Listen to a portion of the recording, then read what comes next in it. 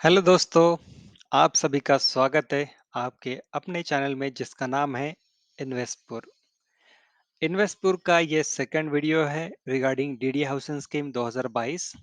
तो पिछले वीडियो में हमने देखा था कि डीडी हाउसिंग स्कीम से रिलेटेड इम्पोर्टेंट इंफॉर्मेशन हमने देखी थी, जिसमें कि डीडी हाउसिंग स्कीम से रिलेटेड डॉक्यूमेंट्स क्या क्या लगने वाले हैं, एलिजिबिलिटी क्या क्या है, कौन कौन से कितने कितने कितने फ्लैट्स है और कौन कौन से एरियाज में वो फ्लैट है।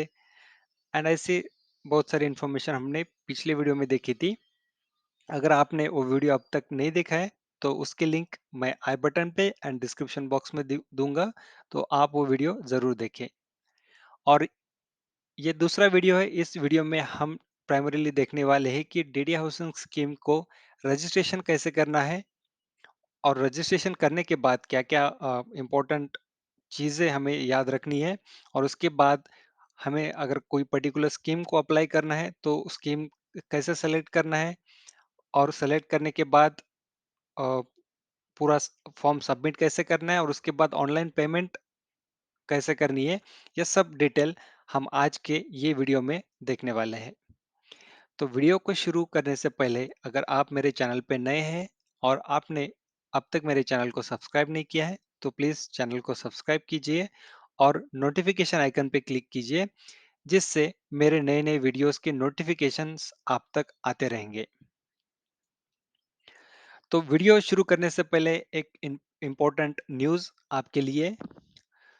ये न्यूज़ है कि डीडीए जो कि हाउसिंग स्कीम से रिलेटेड जो भी फ्लैट्स है, जो भी अलग अलग लोकेशंस पे फ्लैट्स है, उन फ्लैट के सैंपल फ्लैट्स रेडी है और वो सैंपल फ्लैट्स आप वहाँ पे जाके देख सकते हैं।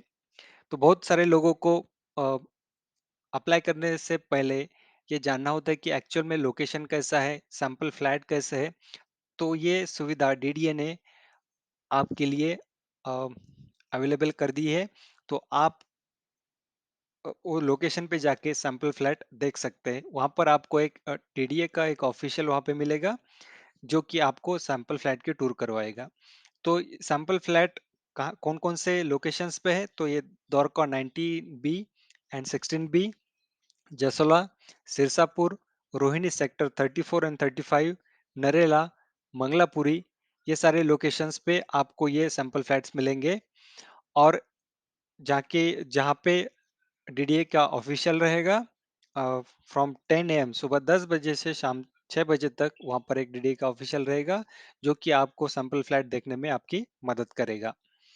तो अगर आप इन एरिया से नज़दीक है तो आप डेफिनेटली, या फिर कोई प्रेफर्ड एरिया है जहाँ पे आप अप्लाई करना चाहते हैं, तो आई वुड सजेस्ट कि आप वहाँ पर पहले जाके सैंपल फ्लैट देखिए, लोकेशन देखिए एंड उसके बाद ही आप अप्लाई कीजिए, जिससे कि आपको एक अप्लाई करते वक्त एक कॉन्फिडेंस रहेगा कि मैंने एक प्रॉपर स्कीम में या फिर लोकेशन पे अप्लाई किया है। तो वीडियो शुरू करते हैं रजिस्ट्रेशन से। तो रजिस्ट्रेशन करने के लिए आपको क्या करना है, मैंने आपको बताया था कि वेबसाइट पे जाना है। तो कौन सी वेबसाइट है? eservices.dda.gov.in। ये आप वेबसाइट देख सकते हैं, eservices.dda.org.in।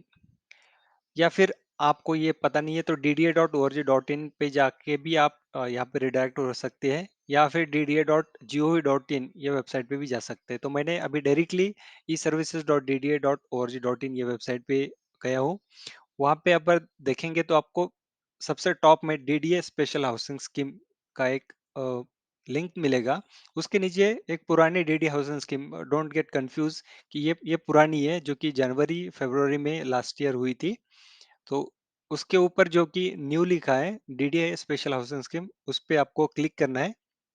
क्लिक करने के बाद आपको नीचे देख सकते हैं, आपको अगर ब्राउज़र डाउनलोड करना है तो आप ब्राउज़र यहाँ से डाउनलोड कर सकते हैं। और बाकी के लिंक से like registration, login, contact us, instructions. तो आपको रजिस्ट्रेशन पे क्लिक करना है, लेकिन रजिस्ट्रेशन करने से पहले मैं आपको सजेस्ट करूंगा कि आप इंस्ट्रक्शन गो थ्रू करिए।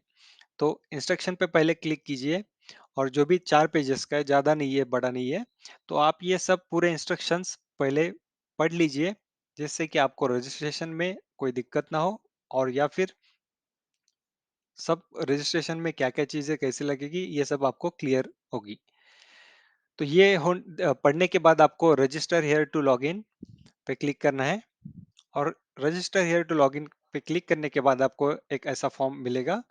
तो यहाँ पे आपको अपने डिटेल्स देना है। आप मिस्टर है, मिसेस है, मिस है, तो ये सेलेक्ट करना है। उसके बाद आपका फर्स्ट नेम, आपका मिडिल नेम, आपका लास्ट नेम यहाँ पे डालना है। उसके बाद आपकी ईमेल आईडी यहाँ पे डालनी है। उसके बाद आपका जो भी वैलिड मोबाइल नंबर जिस पे कि डीएनडी एक्टिवेट नहीं होना चाहिए, तो ऐसा मोबाइल नंबर जो कि आपके पास होगा, वो मोबाइल नंबर देना है क्योंकि इस पे ओटीपी भी आएगा। उसके बाद आपको पैन नंबर देना है।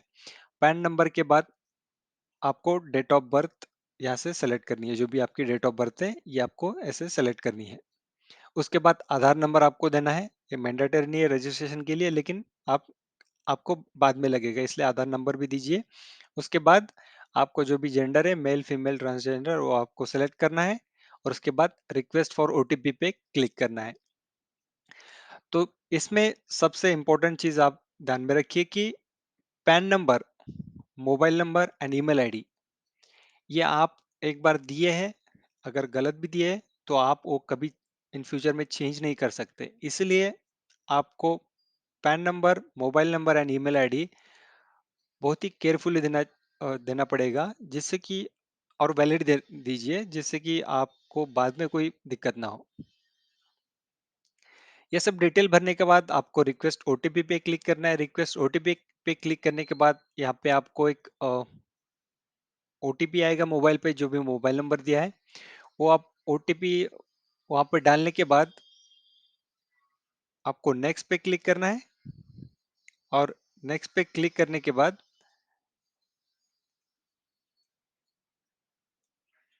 आपको ये क्रिएट पासवर्ड का स्क्रीन आएगा। जब मैं एक्चुअल में मैंने रजिस्ट्रेशन नहीं किया है, लेकिन आप मेरे पास स्क्रीनशॉट्स है, तो मैं स्क्रीनशॉट से आपको बाकी की चीजें दिखाऊंगा। तो ओटीपी क्लिक करने के बाद कंफर्म करना है। कंफर्म के बाद आपको एक क्रिएट पासवर्ड का स्क्रीन आएगा। तो यहाँ पे आपको पासवर्ड, आपका कोई भी जो भी पासवर्ड है, पासवर्ड आपको नया पासवर्ड आपको डालना है।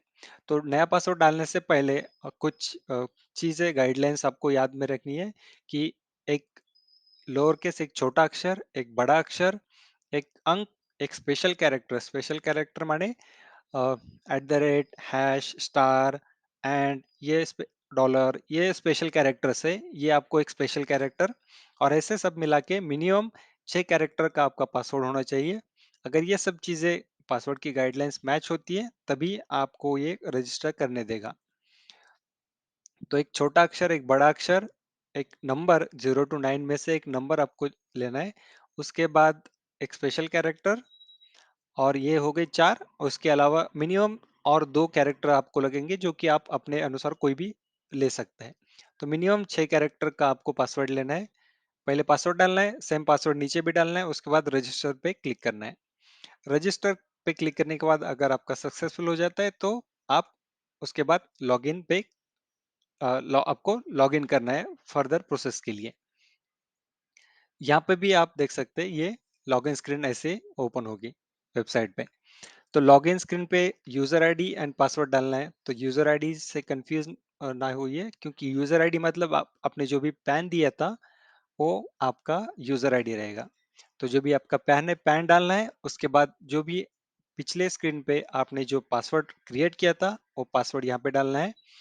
पासवर्ड के बाद जो भी ये कैप्चा दिखता है आपको, 2+8 = वो ऐसा कैप्चा का जो भी वैल्यूएशन आता है, वो आपको यहाँ पे एंटर करना है और फिर लॉगिन बटन पे क्लिक करना है।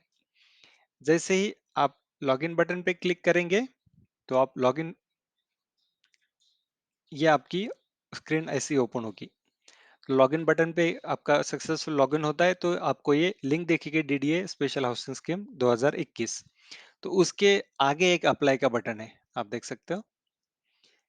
जो अप्लाई का बटन है, उस अप्लाई के बटन पे आपको क्लिक करना है और अप्लाई के बटन पे क्लिक करने के बाद आपको ये पूरा फॉर्म ओपन होगा, जिसमें कि आपको कुछ डेटा प्री फिल्ड आएगा, जो कि आपने रजिस्ट्रेशन के टाइम पे डेटा दिया था like first name, middle name, last name, वो सब चीजें यहाँ पर आएगी।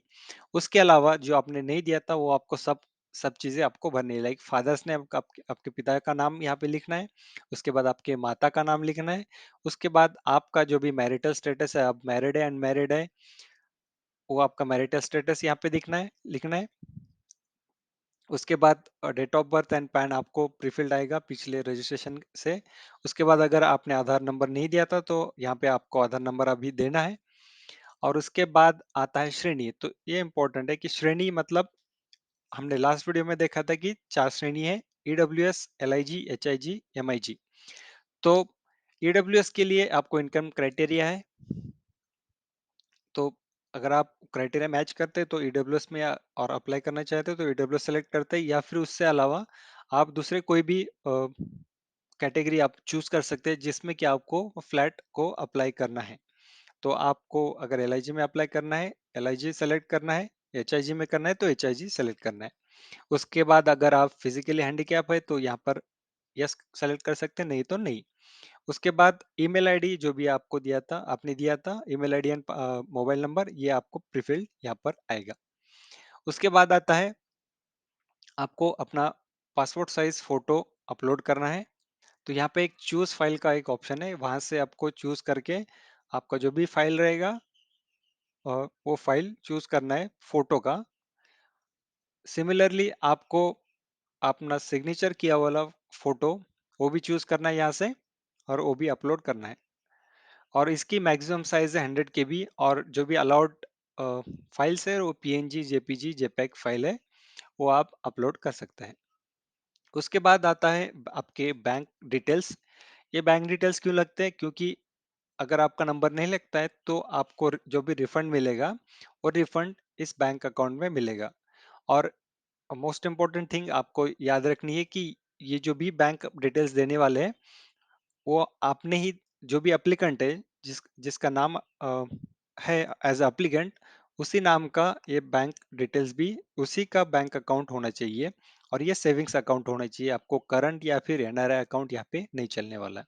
तो यहाँ पे आपका बैंक का नाम देना है, आपकी जो भी ब्रांच है ब्रांच का नाम देना है, ब्रांच का जो भी आईएफएससी कोड है वो देना है, और आपका अकाउंट नंबर यहाँ पे देना है। उसके बाद आता है आपका करस्पॉन्डेंस डिटेल्स। ये भी जहाँ पे भी आप अभी रहते हो, यहाँ पे दिल्ली में रहते हो तो दिल्ली का, या फिर दिल्ली से बाहर रहते हो तो जो भी आउटसाइड का, आउटसाइड दिल्ली का जो भी एड्रेस है आपका, वो सब एड्रेस यहाँ पे देना है। याद में रखिए कि जो भी कम्युनिकेशन करस्पॉन्डेंस होगा डीडीए की तरफ से वो इसी एड्रेस पे होगा, जो भी लेटर आएगा या फिर बाकी चीजें होगी। तो इसलिए आप एक प्रॉपर वैलिड डिटेल्स दीजिए जहाँ पे भी आपको लेटर जल्दी से जल्दी आ सके। तो यहाँ पे आपको plot number, street address, area locality जो भी आपकी है, town, village, state, district and pin code, ये सब डिटेल्स देना है। और जो भी क्षेत्र है दिल्ली या दिल्ली से बाहर, ये भी आपको सेलेक्ट करना है। उसके बाद अगर आपको अ, ये इंडिविजुअली अप्लाई करना है तो यहाँ पे आप नो कर सकते हो। अगर आपको जॉइंट एप्लीकेशन करनी है मतलब हस्बैंड वाइफ या फिर कोई फैमिली मेंबर के साथ, तो यहाँ पर आपको यस करना है, और उसके फिर डिटेल्स, जॉइंट अकाउंट के डिटेल्स आपको नीचे भरने हैं। ये भरने के बाद नेक्स्ट आता है कि अगर पति पत्नी सेपरेटली एप्लीकेशंस कर रहे हैं तो यहाँ पे आपको सेलेक्ट करना है यस नो। अगर सेपरेट एप्लीकेशंस किए हैं हस्बैंड वाइफ ने तो हाँ सेलेक्ट करना है, यस सेलेक्ट करना है, और अगर नहीं किए है तो नो सेलेक्ट करना है। और उसके बाद आता है इंपॉर्टेंट थिंग प्रेफरेंसेस के। तो अगर ऊपर आपने जो भी प्रेफरेंसेस दिया है, लाइक जो भी श्रेणी दी है, EW S, L I G, H I G, M I G, तो उससे रिलेटेड यहाँ पे आपको ड्रॉप डाउन में प्रेफरेंसेस आएंगे। तो आपका जो भी प्रेफरेंस रहेगा तो उस हिसाब से आप प्रेफरेंस यहाँ पे सेलेक्ट कर सकते हैं। नंबर 1 के लिए आपको जो भी, फॉर एग्जांपल एचआईजी में वसंत कुंज है तो आप वसंत कुंज सेलेक्ट कर सकते हो। और सेकंड प्रेफरेंस के लिए जसोला सेलेक्ट करना है तो जसोला सेलेक्ट कर सकते हो। ये जस्ट आपको दिखाने के लिए। इसके अलावा आप जो भी, आपका जो भी प्रेफरेंस रहेगा वो प्रेफरेंस आपको सेलेक्ट कर सकते हो। और यहाँ पे प्लस का साइन है, यहाँ पे प्लस पे क्लिक करके आप जो भी अपने प्रेफरेंसेस ऐड कर सकते हो। उसके बाद आता है ये फॉर्म। अगर ये सब डिटेल्स आप एक क्रॉस वेरीफाई कीजिए सब डिटेल्स प्रॉपर है तो ये डिक्लेरेशन पे आपको चेक करना है और उसके बाद आपको फाइनल सबमिट पे, नीचे जो फाइनल सबमिट बटन है उस पे क्लिक करना है। तो मतलब उसके बाद ये आपकी एप्लीकेशन है वो सबमिट हो जाएगी और उसका एक एप्लीकेशन आईडी आपको मिलेगा। उसके बाद आपको इसको पेमेंट करना है। तो पेमेंट करने के लिए आप लेफ्ट साइड में देख सकते हो कि माय पेमेंट्स पे क्लिक करना है। उसके बाद आप जो भी पेमेंट मेथड है, जो भी बैंक से ऑनलाइन आपको एनईएफटी यूपीआई थ्रू पेमेंट करना है, तो जो भी बैंक है बैंक सेलेक्ट करना है। बैंक सेलेक्ट करने के बाद नेक्स्ट जाएंगे तो आपको ये सब डिटेल्स मिलेंगे। मैंने एच का चूज किया था, तो एच के रजिस्ट्रेशन अमाउंट है 2 लाख और प्रोसेसिंग फी है 2,000। तो ऐसे मिला के 2,02,000 रुपये मुझे फाइनल पेमेंट करना है। और ऐसे ही ईडब्ल्यूएस की अलग है, एलआईजी एमआईजी की अलग है, तो उतनी अमाउंट आपको पे करनी है। तो ये था रजिस्ट्रेशन। रजिस्ट्रेशन के बाद आपको एप्लीकेशन अप्लाई करना है, उसके बाद पेमेंट करना है। ये थी इन शॉर्ट प्रोसेस जो कि आपको मदद मिली होगी कैसे अप्लाई करना है और पेमेंट कैसे करना है। इसके अलावा कोई और डाउट रहेगा या फिर कोई क्वेश्चन रहेगा तो प्लीज़ कमेंट बॉक्स में लिखिए। मैं डेफिनेटली नेक्स्ट वीडियो में आपको वो डाउट क्लियर करने की कोशिश करूंगा।